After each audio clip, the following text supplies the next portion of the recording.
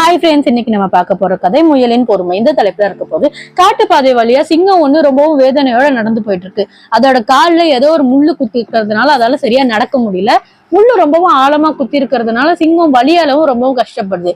சிங்கத்தோட வலிய தூரத்துல இருந்து ஒரு முயல் உணர்ந்ததும் கொஞ்சம் கூட தாமதிக்காம சிங்கத்துக்கு எதிரில போய் சிங்கராஜாவை வணங்கி, உங்க கால்ல முள்ளு குத்தி இருக்கிறத நான் பார்த்தேன், நீங்க அனுமதிச்சீங்கன்னா அந்த முள்ளை நான் எடுத்து உங்களுக்கு உதவி செய்யறேன் அப்படின்னு சொல்லி இந்த முயல் சொல்லுது. அந்த முயலை பார்த்து ரொம்பவும் ஆனந்தம் அடைஞ்ச சிங்கம், முயலே உன்னை பார்த்து நீ கஷ்டத்தை உணர்ந்து நினைக்கும் போது எனக்கு ரொம்பவும் சந்தோஷமா இருக்கு. அதாவது நினைச்சு நான் உன்னை பாராட்டுறேன். ஆனா என் கால்ல முள்ளு ரொம்பவும் ஆழமா இறங்கி இருக்கு, உன்னால எப்படி அதை எடுக்க முடியும் அப்படின்னு சொல்லிட்டு சிங்கம் ரொம்பவும் வியப்பா கேக்குது. சிங்கராஜாவே, நீங்க என் உருவத்தை பார்த்து என்ன சாதாரணமா எடை போடாதீங்க. நான் ஒரு எவ்வளவு பெரிய விஷயமா இருக்கட்டும், எவ்வளவு சிறிய விஷயமா இருக்கட்டும், அதை ரொம்பவும் எளிதில செஞ்சிருவேன். அதனால நீங்க கவலைப்படாம தைரியமா என் முன்னாடி காலை நீட்டுங்க, நான் உங்க முள்ள எடுத்துடுறேன், உங்க கால்ல இருக்க முள்ள அப்படின்னு சொல்லிட்டு இந்த முயல் சொல்லுது. முயல் பேச்சுல சிங்கத்துக்கு உடனே நம்பிக்கை வந்ததும் முயல் கிட்ட என்ன சொல்லுதுன்னா, நீ இந்த இவ்வளவு உறுதியா சொல்றதுனால நான் உன்னை நம்பி என் காலை ஒப்படைக்கிறேன் அப்படின்னு சொல்லிட்டு சிங்கராஜா முயல் கிட்ட காலை நீட்டுறாரு. முயலும் தன்னோட கூரிய பல்லால கரெக்டா முள்ளு எங்க குத்திருக்கோ அந்த இடத்துல வாய வச்சு கடிச்சு முள்ள வெள்ளீர எடுக்குது. அப்படியே எடுத்ததுனால சிங்கத்துக்கு காலில் இருக்க வலியும் நீங்கிருது. ரொம்பவும் சந்தோஷம் அடையுது.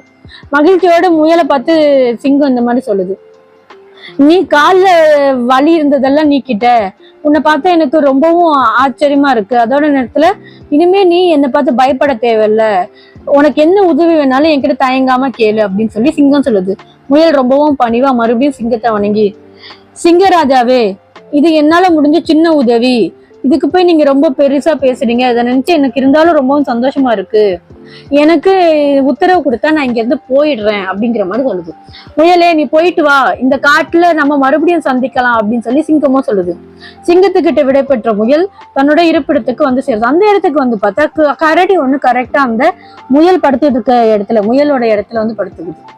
அதோட பொந்துல இருந்ததும், கரடியை எழுந்துரு, உனக்கு முன்னாடி இந்த இடத்துல நான் தான் வசிச்சுட்டு வரேன், இது என்னோட இடம், என்கிட்ட இப்படி சண்டை போடாத, நான் ரொம்பவே கலப்பா வேற வந்திருக்கேன், உன்கிட்ட சண்டை போடுறதுக்கெல்லாம் எனக்கு பொறுமை இல்லை அப்படின்னு சொல்லி முயல் சொல்லுது. முயலோட இருப்பிடத்தை அபகரிக்கிறதுக்காகவே கரடி அங்க வந்திருக்கிறதுனால முயலோட பேச்ச காதலே வாங்கிக்கல. முயலே, நீ என்ன வேணா சொல்லிட்டு போ, இனிமே இது என்னோட இடம், நீ இங்க இருந்து வேற இடத்துக்கு போ அப்படின்னு சொல்லி கரடி சொல்லுது.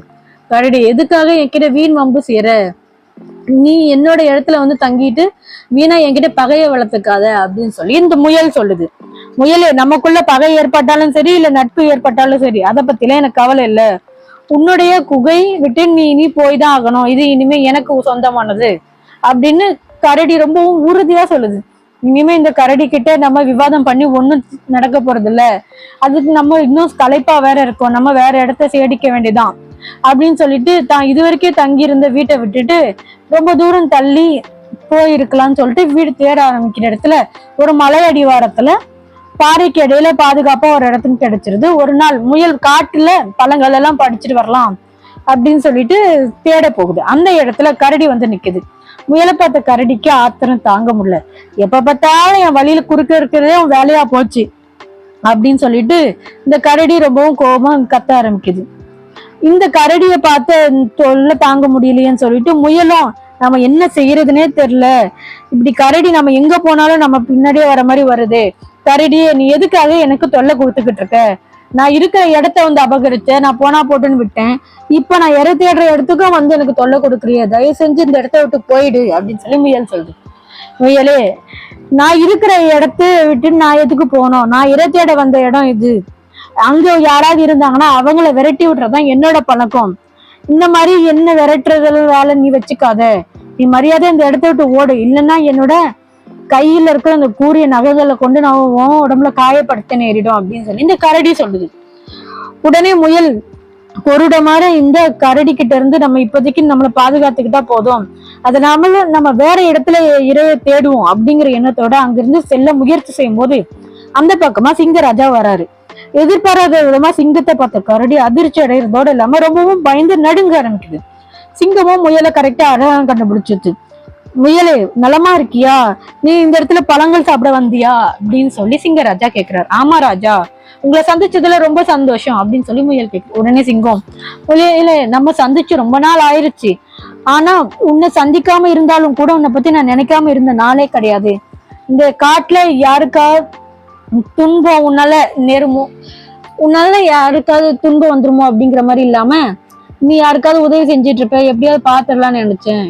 யாராவது உனக்கு ஏதாவது துன்பம் கொடுத்தாங்கன்னா என்கிட்ட நீ சொல்லு அப்படிங்கிற மாதிரி சிங்கம் சொல்லுது. சிங்கராஜாவே, உங்களோட அன்புக்கும் ஆதரவுக்கும் ரொம்பவும் நன்றி. இங்க எனக்கு யாரும் எந்த தொலையும் கொடுக்கறது இல்ல, நான் ரொம்ப சந்தோஷமா வாழ்ந்துகிட்டு இருக்கேன் அப்படின்னு முயல் சொல்லுது. ஆஹா, இதை கேட்கும் போதே எனக்கு ரொம்ப சந்தோஷமா இருக்கு. இப்போ உனக்கு நான் விடை கொடுக்குறேன், இதுக்கப்புறம் அவன் மறுபடியும் சந்திக்கலாம் அப்படிங்கிற மாதிரி சிங்கம் அங்க இருந்து கிளம்புது.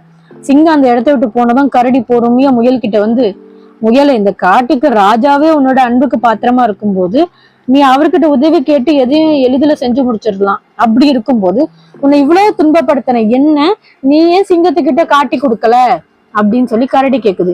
கரடியே, நீ செஞ்ச தவறு எல்லாமே உன்னோட அறியாமை காரணமா தான் நீ செஞ்ச. நான் உன்னை சிங்கத்துக்கிட்ட சொல்லி இருந்தேன்னா அவரு உன்னை கொன்னு இருப்பாரு, அது தவறு, பெரிய தவறாயிடும் அப்படிங்கிற மாதிரி முயல் சொல்லுது. முயல் செஞ்ச இந்த காரியத்தை நினைச்சு கரடிக்கு ரொம்பவும் வெக்கமாயிருந்து தலை குனிஞ்சு நிக்குது. முயலே, நீ என்ன மன்னிச்சிரு, நீ தெரிவிச்சது போல நான் அறியாமை காரணமா தான் நான் செஞ்சுட்டேன், உனக்கு நிறைய துன்பம் கொடுத்துட்டேன். நீ உருவத்துல சிறியவனா இருந்தாலும் அறிவுல ரொம்பவும் பெரியவனா இருக்க, உன்கிட்ட இருந்து நான் நிறைய கத்துக்க வேண்டி இருக்கு. இனிமே நான் உனக்கு எந்த விதமான சூழ்நிலையிலும் துன்பம் கொடுக்க மாட்டேன், என்ன மன்னிச்சிருங்கிற மாதிரி சொல்லி கரடி அங்க வந்து போகுது. கரடி தனக்கு கொடுத்த வந்த தொல்லையில இருந்து துன்பத்துல இருந்தும் முயல் அன்னில இருந்தும் விடுபட்டு ரொம்பவும் சந்தோஷமா இருக்குது.